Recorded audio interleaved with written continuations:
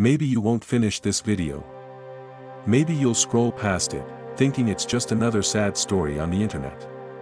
But if you've ever looked at your own hands, or the hands of your father, and wondered how much pain they've carried, then maybe this story is for you. My name doesn't matter. What matters are my hands. They're not beautiful. They're rough, scarred, darkened by the sun and time. But every line, every scar, every broken nail carries a piece of who I am. My hands have seen hunger, pain, and loss. They have also held love, hope, and dreams that refused to die. When I was a boy, I used to hate my hands. I would look at them and feel embarrassed.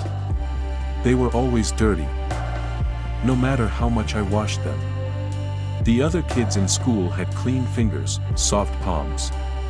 They held pens and books, I held buckets and tools. Their hands pointed toward the future. Mine clung to survival. I grew up in a small village, where the sun was hot and the nights smelled of smoke. My father was a fisherman. My mother sold vegetables in the market. We didn't have much, but we had each other. My father used to say, a man's worth isn't written on paper, it's written on his hands. I didn't understand what he meant back then. I do now. When I was 16, I stopped going to school. My mother cried that night. I told her I wanted to help the family, but the truth was simple, we couldn't afford my education. The next morning, I packed a small bag, kissed her wrinkled hands, and left for the city. I thought the city would be full of chances. Instead, it was full of noise, faces, and loneliness. No one cared who I was. I was just another poor boy trying to earn a living. My first job was at a construction site. Every morning I woke up before the sun, washed my face with cold water, and started carrying bricks. The air was thick with dust. My back ached, my palms bled, but I didn't stop. I couldn't. Each evening, when everyone went home, I'd sit alone and stare at my hands. They cracked during winter, bled when I worked too long, and stiffened whenever the weather turned cold. Sometimes I looked at them and wondered if they still belonged to me, or if they had turned into something else, something shaped by time, struggle, and survival. Every scar told a story I could never put into words. Some were from falling off scaffolds, others from fights I didn't want to remember. But all of them whispered one truth, that life never goes easy on those who try to build something out of nothing.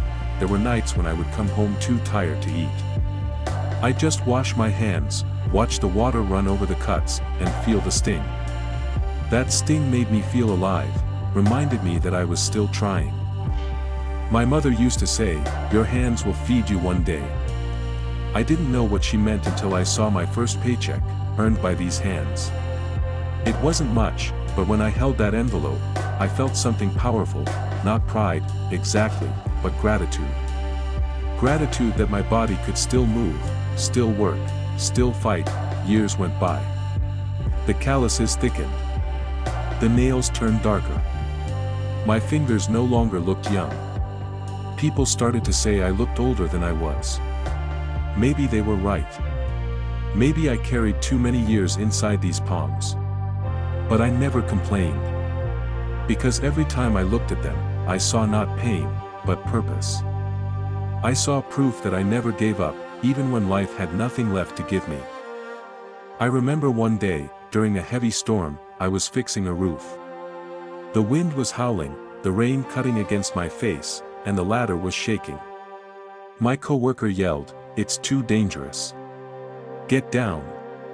But I didn't. I tightened my grip, my fingers trembling, my whole body cold. And in that moment, I realized, I wasn't just holding on to the roof. I was holding on to everything I had fought for, my family, my pride, my reason for being alive. There's something about work that changes a man. You start thinking less about what you want, and more about what you need to protect. My hands became the shield between my family and hunger, between my dreams and despair. I worked jobs most people didn't want. I carried bricks, loaded trucks, repaired broken machines, cleaned what others threw away. Every job left a mark on me. But you know what? Those marks became medals, invisible ones that no one clapped for, but I wore them proudly anyway. Once, I met a young man at the factory. His hands were smooth, clean, untouched by work. He looked at mine and said, "You should take care of yourself. You look like you've been through hell." I smiled and said, "Maybe I have. But hell made me strong." He didn't understand, not yet. But one day he will. Because everyone learns, sooner or later, that life will test your hands before it trusts your heart. Sometimes, when I can't sleep, I stare at my palms under the light. I trace the lines, wondering if they lead somewhere. My grandmother used to read palms, saying the lines showed your destiny. If that's true, then my destiny is written in cuts and bruises. It's not a perfect story, but it's real. And real stories are the only ones that matter. There was a time I felt ashamed. Ashamed that my hands were too rough to hold someone gently. I used to hide them during conversations. Afraid people would judge me for being less. But over time, I realized something: these hands are not ugly. They're honest. They tell the truth even when my mouth can't. And if someone can't see their beauty, then maybe they've never known what it means to build something from nothing. I think about all the things my hands have done. They've built homes, wiped tears, carried groceries, lifted coffins, and written letters I never sent. They've been cut, burned, frozen, and still they move. They've held on to love and let go of pain. They've protected people, even when no one was protecting me. And through all of it, they never stopped trying. Now, when I look back, I realize my life wasn't defined by what I achieved, it was defined by what I endured.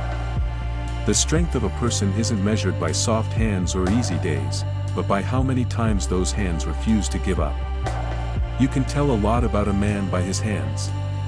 You can see his courage, his patience, his mistakes, his sacrifices. Some people wear gold or watches to show their worth.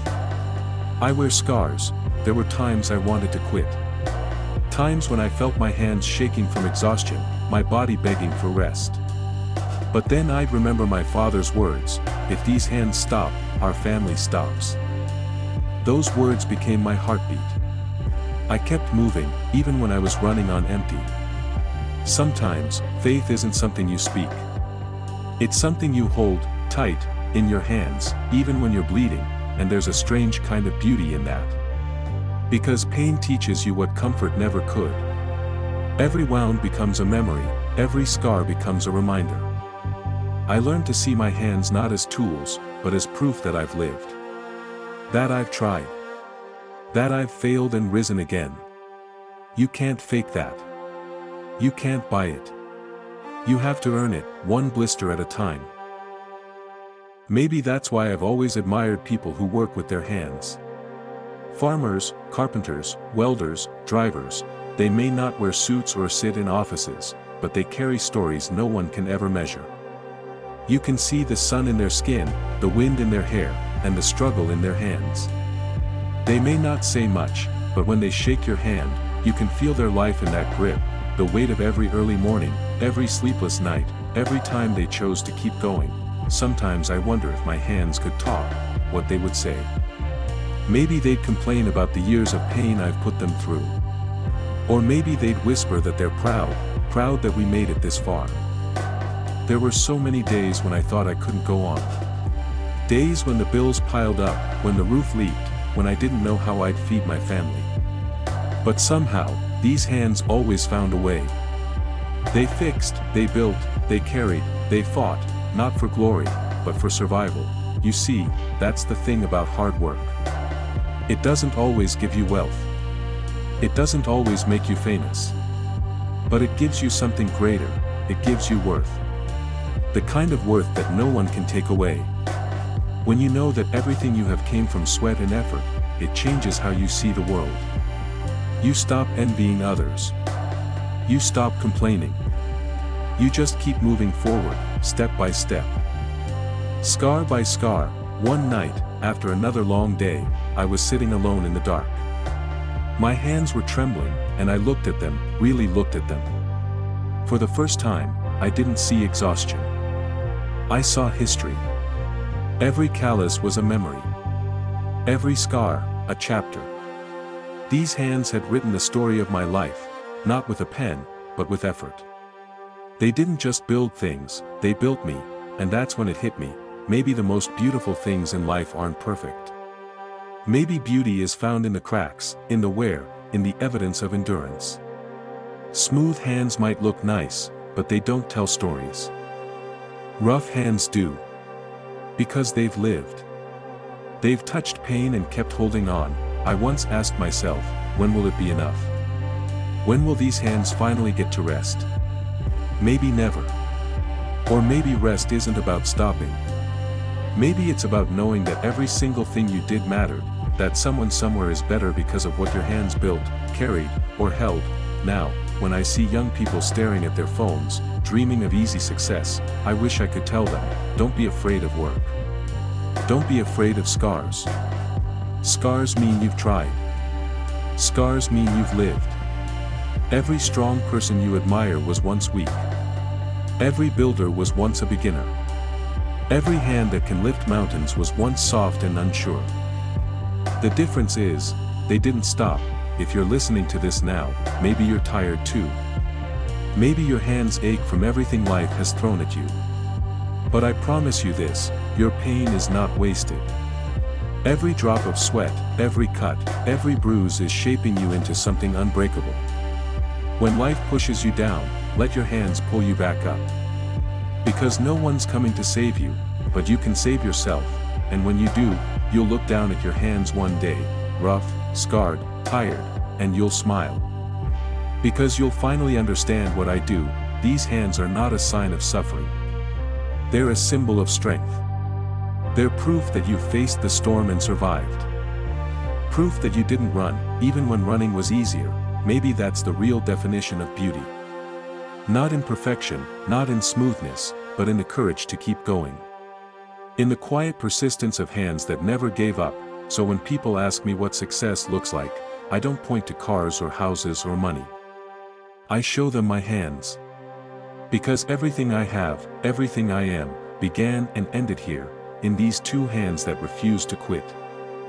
Sometimes I close my eyes and remember all the years gone by. The early mornings when the world was still asleep, the nights when I came home with dirt under my nails, the moments when I thought I'd break but didn't. I think about my father's words echoing through time, if these hands stop, our family stops. And I realize now, I've become him. His legacy lives in me, through these same hands, carrying the same fight, so maybe this story isn't just mine. Maybe it belongs to every man and woman who ever worked until their hands bled, whoever chose responsibility over comfort, whoever looked at their palms and saw both pain and pride. We are all connected by that same silent promise, to keep building. Keep trying, keep holding on, no matter how hard life gets, and if someday these hands grow too weak to lift, too tired to work, I hope someone younger will take them gently, look at the scars, and understand. Understand that every mark was a lesson, every blister a victory, every rough edge a sign of love. Because in the end, that's what life really is, not about what you hold, but about how tightly you hold on. So when you look at your own hands tonight, don't just see skin and bone. See history. See strength. See the story of everything you've endured. And remember this, no matter how hard life gets, as long as your hands can still move, you are still fighting, and that means you're still alive.